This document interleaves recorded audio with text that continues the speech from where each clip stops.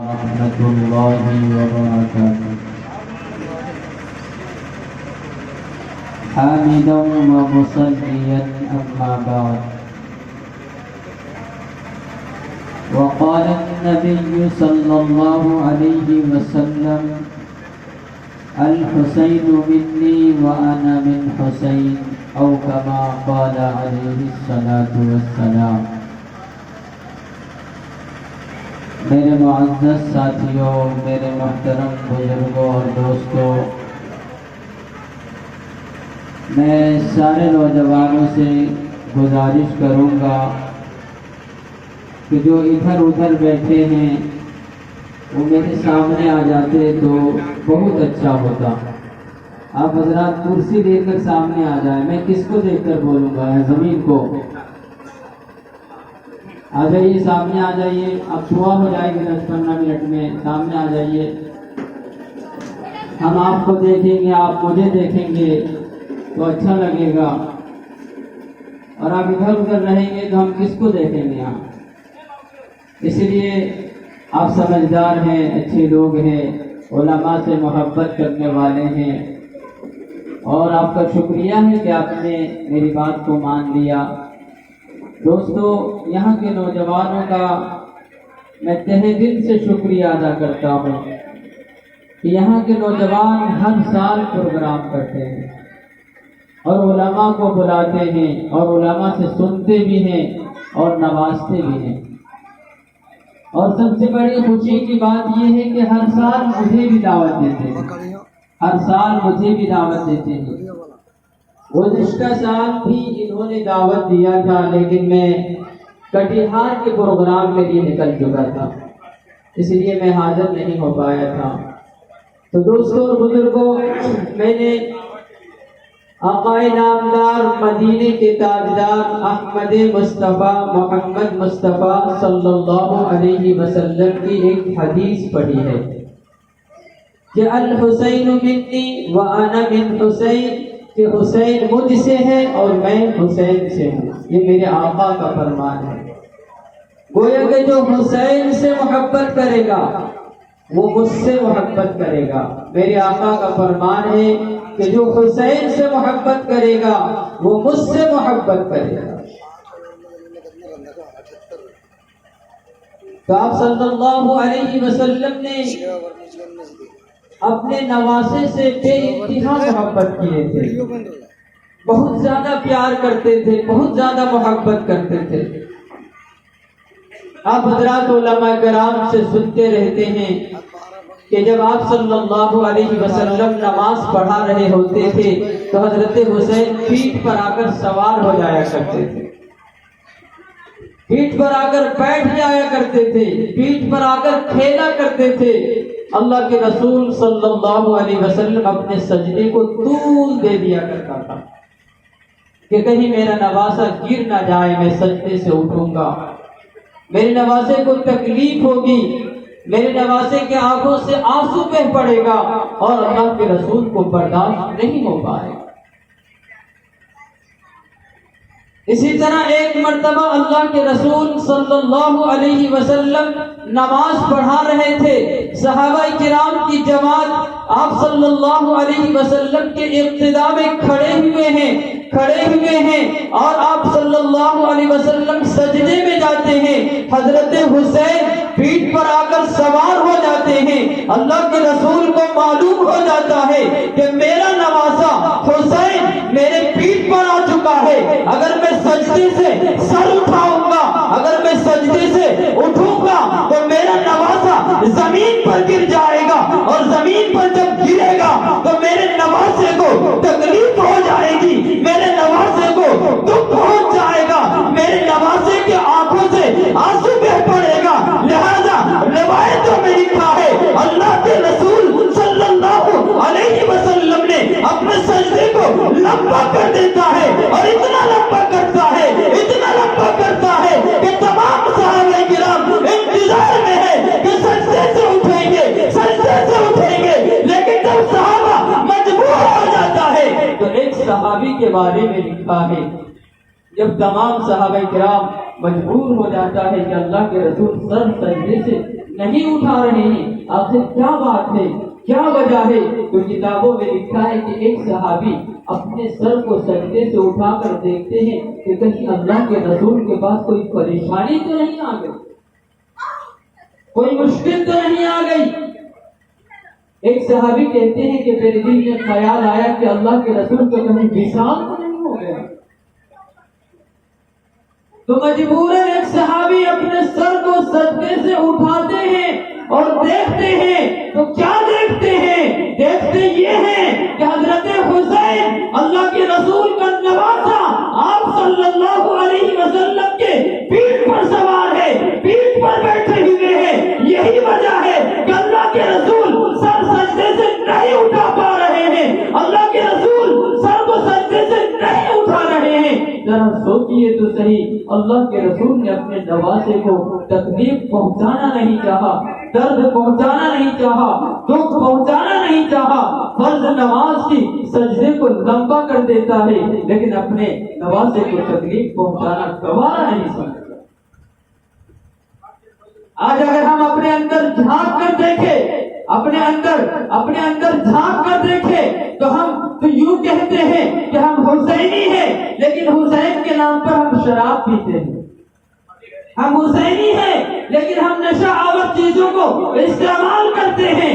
ہم کہتے ہیں کہ ہم حسینی ہیں اور راتوں رات چیخ چیخ کر دوسروں کی نیندوں کو خراب کر دیتے ہیں۔ ذرا بتاؤ تو صحیح، ہم حسینی نہیں ہیں بلکہ ہم حسین کے دل کو دکھا رہے ہیں اور تکلیف پہنچا رہے ہیں۔ اس لیے دوستوں اور بزرگوں، غور کرنے کا مقام ہے، سوچنے کا مقام ہے۔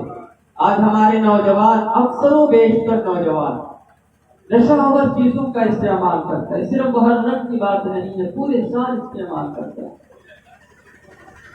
شراب پیتا ہے جو حرام قرار دیا گیا ہے، اور اسی شراب کو پی کر آتا ہے اور اپنی ماں کے ساتھ بدتمیزی کر بیٹھتا ہے، بہن کے ساتھ بدتمیزی کر بیٹھتا ہے۔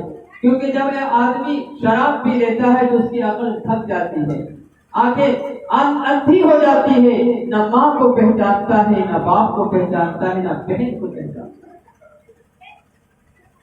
اور شراب پینے والا اتنا اندھا ہو جاتا ہے، اتنا اندھا ہو جاتا ہے کہ اگر سامنے بہن آ جائے، جوان بہن، تو وہ جوان بہن کے ساتھ بھی بلاکاری کر سکتا ہے اور غلط کام کر سکتا ہے۔ اپنی بہن کے ساتھ وہ غلط کام کر کے زندگی خراب کر سکتا ہے۔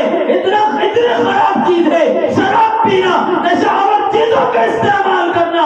آج دنیا کو دیکھ لیجئے، اخباروں کی سرخیاں دیکھ لیجئے، روز چھپتی ہے کہ کسی بھائی نے اپنی جوان بہن کو عزت کو لوٹ لیا اور ہم ہے کہ نشہ آور چیزوں کو چھوڑ نہیں دیں۔ اپنی ماں کو بھی ڈانٹ دیتے ہیں، تھپڑ اٹھا دیتے ہیں اور اسے ڈانٹ ڈپٹ کر دیتے ہیں اور دھکا دے دیتے ہیں کہ جاؤ، تم بولنے والا کون ہوتی ہو، کماتے ہم ہیں۔ آج یہی تو ہمارے اندر غرور آ گیا ہے کہ کماتے ہم ہیں، کماتے ہم ہیں، غرور آ گیا ہے ہمارے اندر۔ یاد کرو اس وقت کو جب تمہاری ماں نے تمہیں 9 مہینے تک پیٹ میں رکھا، اس وقت تم نے کیوں نہیں کمایا تھا؟ اس وقت اتنا لاغر تھا، اتنا کمزور تھا کہ اگر تمہاری ماں کوئی خراب چیز کھا لیتی اور ایسی چیز کھا لیتی جو تمہیں نقصان پہنچ سکتی تھی، لیکن تمہاری ماں نے تمہارا خیال کیا کہ نہیں میرے بچے کو تکلیف ہو سکتی ہے، دکھ ہو سکتا ہے۔ اور آج جب تمہاری ماں نے تمہیں پیدا کر کے بڑا کر دیا ہے تو تو ماں باپ کے اوپر ہاتھ اٹھا دیتا ہے، تکلیف پہنچا دیتا ہے، ماں کو رلا دیتا ہے اور ماں کی آنکھوں سے آنسو بہا دیتا ہے۔ افسوس کی بات ہے دوستوں اور بزرگوں، ہماری مائیں اور بہنیں بھی سن رہی ہے۔ ماں اور بہنوں سے بھی میں یہی کہنا چاہوں گا کہ اگر آج اولاد کی جو راستہ غلط اختیار کر لیا ہے، بیٹے نے جو آج موبائلوں پر ننگی تصویریں دیکھ رہا ہے، بچیاں دوسروں کے ایکٹروں کے ناچ اور گانے دیکھ رہی ہے، یہ صرف اولاد کی غلطی نہیں، ماں باپ کی بھی غلطی ہے۔ ابھی بچہ چھوٹا ہے، 4 سال یا 5 سال کا بچہ ہے، آپ ذرا سوچئے تو صحیح، اتنے چھوٹے چھوٹے بچے اور بچیوں کے ہاتھ میں موبائل کہاں سے آتا ہے؟ موبائل ماں باپ نے دیا ہے، گویا کہ ماں باپ نے اپنی اولاد کی زندگی کو خراب کیا، گویا کہ ماں باپ نے اپنی اولاد کا راستہ غیروں کے راستے کو اختیار کرنے پر مجبور کر دیا ہے۔ یہ صرف اولاد کی غلطی نہیں ہے، ماں باپ کی بھی غلطی ہے۔ ماں باپ کو یہ چاہیے کہ اگر میرا بیٹا غلط راستے پر چل رہا ہے روکنا چاہیے۔ ماں باپ کو یہ چاہیے تھا کہ میرا بیٹا دوسرے کے راستے کو اختیار کر لیا ہے روکنا چاہیے تھا۔ ماں باپ کو چاہیے تھا کہ جب بیٹا بیڑی پی رہا ہے روکنا چاہیے تھا، سگریٹ پی رہا ہے روکنا چاہیے تھا، معاملہ بڑھ گیا شراب پینے پر آ گیا، نشاور چیزوں کا استعمال کرنے پر آ گیا، تو شکایتیں کرتی پھرتی ہے کہ میری اولاد بات نہیں مانتی ہے، میرا بچہ بات نہیں مانتا ہے۔ آپ نے راستہ غلط دکھایا ہے شروع سے، اگر اس وقت آپ نے تھپڑ مار دیا ہوتا تو آج یہ نوبت نہیں آئی۔ یہ صرف اولاد کی غلطی نہیں ہے، ماں باپ کا سراسر غلطی ہے، ماں باپ کا سراسر غلطی ہے۔ اس لیے نوجوانوں، ہم ابھی نوجوان ہیں، پہلوان ہیں، کم سے کم اپنی نسلوں کا خیال کیجیے۔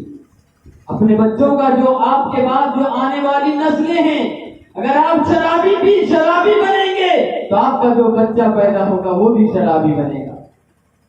اگر آپ ناچنے والا بنیں گے تو آپ کا بچہ جو آئے گا وہ بھی ناچنے والا بنے گا۔ اگر آپ نشاور چیزوں کا استعمال کر رہے ہیں تو آپ کی اولاد دیکھ کر آپ کے نقشے قدم پر چلے گی۔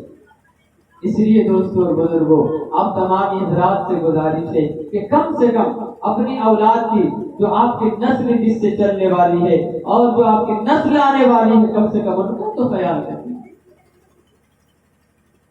دوستوں میں عرض کر رہا تھا کہ اللہ کے رسول صلی اللہ علیہ وسلم اپنے نواسے سے بے انتہا محبت کرتے تھے، بے انتہا محبت کرتے تھے۔ ایک صحابی عصر کے بعد مسئلہ پوچھنے کے لیے آئے، اللہ کے رسول صلی اللہ علیہ وسلم سے مسئلہ پوچھنے کے لیے آئے۔ دروازے پہ دستک ہوئی، جب اللہ کے رسول صلی اللہ علیہ وسلم باہر نکلے، دروازے سے باہر نکلے، تو صحابی کہتے ہیں کہ میں حیرت زدہ تھا کہ میں نے ابھی عصر کے نماز میں اللہ کے رسول کو دیکھا تو بڑا پتلا سا نظر آ رہا تھا، بڑا دبلا سا نظر آ رہا تھا۔ وہ حیران ہو کر پوچھنے لگتا ہے کہ اے اللہ کے رسول، میں نے ابھی عصر کی نماز میں آپ کو دیکھا تھا، آپ بڑے پتلے نظر آتے تھے، دبلے نظر آ رہے تھے، آخر آپ اتنے جلدی اتنے موٹے کیسے نظر آ رہے تھے؟ لہٰذا اللہ کے رسول اشارہ کرتے ہیں کہ میرے اوپر سے چادر ہٹاؤ۔ چادر اڑے ہوئے تھے، میرے اوپر سے چادر ہٹاؤ۔ وہ صحابہ اپنے ہاتھ سے چادر ہٹاتا ہے تو کیا دیکھتا ہے کہ ایک بغل میں حضرت حسین کو لیے ہوئے ہیں، دوسرے بغل میں حضرت حسن کو لیے ہوئے۔ روایتوں میں لکھا ہے کہ اللہ کے رسول صلی اللہ علیہ وسلم حضرت حسین کے سر کو اپنے قریب کرتے ہیں اور سونپتے ہیں، اور ایک طرف حضرت حسین حضرت حسن کے سر کو اپنے قریب کرتے ہیں اور سونپتے ہیں اور کہتے ہیں اے میرے صحابہ، تمہیں خوشبو کی ضرورت پڑتی ہے، ادھر سونگ لیتے ہو، خوشبو کی ضرورت پڑتی ہے، خوشبو سونگ لیتے ہو، پھول سونگ لیتے ہو، لیکن جب مجھے خوشبو کی ضرورت پڑتی ہے تو میں حسن و حسین کو سونگ لیتا ہوں۔ اتنی محبت کرتے تھے، اتنا پیار کرتے تھے۔ اسی لیے دوستوں اور بزرگوں، ہمیں بھی چاہیے کہ ہم بھی حسین سے محبت کریں، ہمیں بھی چاہیے کہ ہم بھی حضرت حسین رضی اللہ تعالیٰ کے نقش قدم پر چلیں، کیونکہ انہوں نے دین کے خاطر اپنا کوئی فائدہ نہیں تھا، اپنا کوئی کمائی نہیں تھی اس میں کہ کربلا کے میدان میں جاؤ اور سر کٹا دو تو تمہیں بہت فائدہ ملے گا، ایسی کوئی بات نہیں تھی۔ لیکن صرف حضرت حسین نے اپنے نانا کا دین بچانے کے لیے، شریعت بچانے کے لیے صرف ایک جان نہیں بلکہ 72 کا 72 جان قربان کر دیتا ہے، صرف دین بچانے کے لیے۔ اور ہم دین کو خراب کرنے کے لیے کیا کر رہے ہیں؟ شراب پی رہے ہیں، نشاور چیزوں کا استعمال کر رہے ہیں، گانجا پی رہے ہیں۔ ابھی کچھ ہی دنوں کی بات ہے، بلکہ یہی محرم کی بات سن لیجیے کہ ایک غیر مسلم شراب بیچنے والا کہہ رہا تھا کہ جتنا ہولی میں شراب نہیں بکتا اتنا محرم میں بکتا ہے۔ ورنہ میں بکتا. افسوس کی بات ہے نوجوانوں، ایسی جوانی پہ لعنت ہے. ایسی جوانی سے کوئی فائدہ نہیں ہے شریعت کو. جو شراب پیے، شریعت کے جو احکامات ہیں اس کو توڑ دے، شریعت کا جو پیغام ہے اسے پسند پوچھ ڈال دے، یہ مسلمان نہیں بلکہ غیر مسلم کہہ رہا ہے کہ جتنی شراب محرم میں بکتا ہے ہولی میں بھی نہیں بکتا. یہ افسوس کی بات ہے. شرم آنی چاہیے ہمارے نوجوانوں کو. میں صرف آپ کے محلے کے نوجوانوں کو نہیں کہہ رہا ہوں، پورے پہلا بلکہ پورے دنیا کا، پورے ہندوستان کا یہی حال ہے دوستوں، پوری دنیا کا یہی حال ہے. اس لیے اگر اب بھی نہیں سمجھو گے نوجوانوں تو یاد رکھنا پھر کبھی نہیں سمجھ پاؤ. ابھی اگر ہم غلط چیزوں کی لذت لے لیں گے اور ہمیں غلط چیزیں اچھی لگنے لگ جائے گی، خراب چیزیں ہمیں محبوب لگنے لگ جائیں گے، تو پھر یہ لت ہمیں کبھی نہیں چھڑا پائے، کبھی چھوٹ نہیں پائے. اسی لیے اگر ہم میں سے کوئی نوجوان اگر غلط کام کر رہا ہے تو ہمیں چاہیے کہ ہم چھوڑ دیں، اللہ کے لیے چھوڑ دیں، اللہ کے رسول کے لیے چھوڑ دیں. اور یہ مہینہ جو محرم الحرام کا مہینہ چل رہا ہے، کم سے کم اس مہینے کا تو لحاظ کر لیجئے. اس مہینے میں عمر بن خطاب بڑے صحابہ عشرے مبشرہ میں سے اور بڑے صحابہ میں سے ہے، اسی مہینے میں شہید ہوئے. حضرت حسین رضی اللہ تعالیٰ اسی مہینے میں شہید ہوئے، شہید کر دیا گیا، مظلومانہ طور پر شہید کر دیا گیا. ہمیں اس کے نام پر اچھے کام کرنا چاہیے، اس کے نام پہ ہمیں روزہ رکھنا چاہیے، تلاوت کرنا چاہیے اور صدقہ و خیرات کرنا چاہیے. اور ہم یہ سب کچھ نہ کر کے ہم غلط کام کرتے ہیں. اسی لیے میں عرض کر رہا تھا کہ اللہ کے رسول صلی اللہ علیہ وسلم اپنے صحابہ سے اور اپنے حسین سے نواسے سے بے انتہا محبت کرتے تھے، بے انتہا محبت کرتے تھے. ایک مرتبہ اللہ کے رسول صلی اللہ علیہ وسلم صحابہ کرام کے قافلے کے ساتھ کہیں دور سفر پر جا رہے تھے، اور اس قافلے میں حضرت فاطمہ رضی اللہ تعالی عنہا بھی ہے، حضرت حسن و حسین، یہ چھوٹے چھوٹے بچے بھی ہیں. کتابوں میں لکھا ہے دھوپ کا عالم ہے اور گرمی برسا رہی ہے اور گرمی کی وجہ سے لوگوں کو پیاس لگ جاتی ہے. ہم تھوڑے دور کا سفر کرتے ہیں، ہمیں پیاس ستانے لگ جاتی ہے، بھوک تڑپانے لگ جاتی ہے. حضرت حسن و حسین وہ تو معصوم بچے تھے، وہ تو چھوٹے بچے تھے، وہ تو دودھ پیتا بچہ تھا، وہ سفر میں ہے، راستے میں ہے، دونوں کو پیاس لگ جاتی ہے، وہ رونا شروع کر دیتے ہیں. فاطمہ الزہرا رضی اللہ تعالی عنہا اپنے بغل سے پوچھتے ہیں کہ پانی ہے تو ذرا دے دو.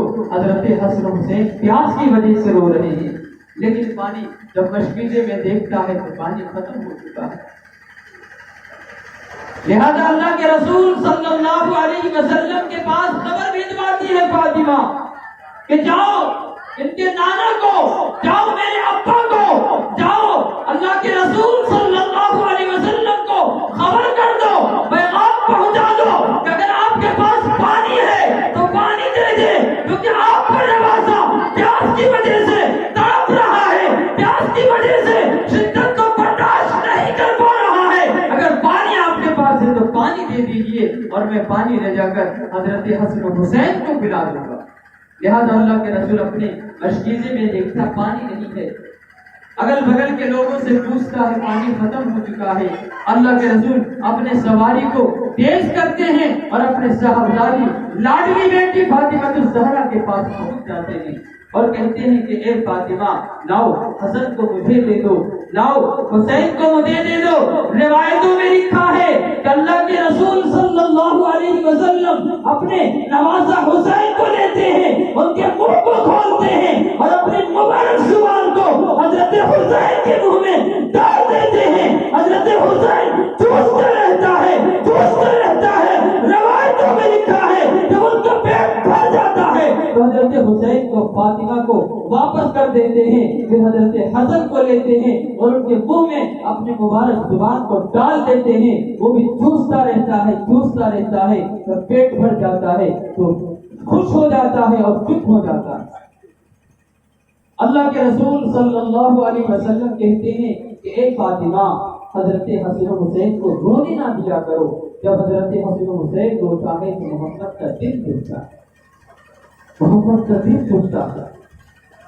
اور جب ہم ان کے نام پر خرافات کر رہے ہوں گے تو اللہ کے رسول کا کتنا دل ٹوٹتا ہوگا، حضرت حسن و حسین کا کتنا دل ٹوٹتا ہوگا، اور وہ یہ سمجھ رہا ہوگا کہ میں نے دین کی خاطر اپنے پورے خاندان کو قربان کر دیا، اور وہ لوگ ہمارے نام پر مزے لے رہے ہیں، نشاور چیزوں کا استعمال کر رہے ہیں، اور خرافات کر رہے ہیں، بدعات کر رہے ہیں۔ اللہ کے رسول کا بھی دل دکھ رہا ہوگا اور حضرت حسن و حسین کا بھی دل دکھ رہا ہوگا۔ اور اس محرم کے مہینے میں تو بہت سارے خرافات ہم لوگ کرتے ہیں۔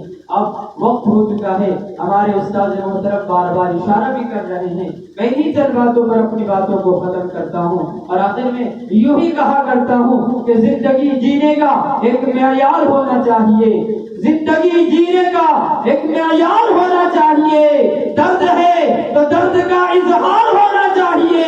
اب تو پانی سر سے اوپر بہ رہا ہے دوستو، اب تو اپنی قوم کو بیدار ہونا چاہیے۔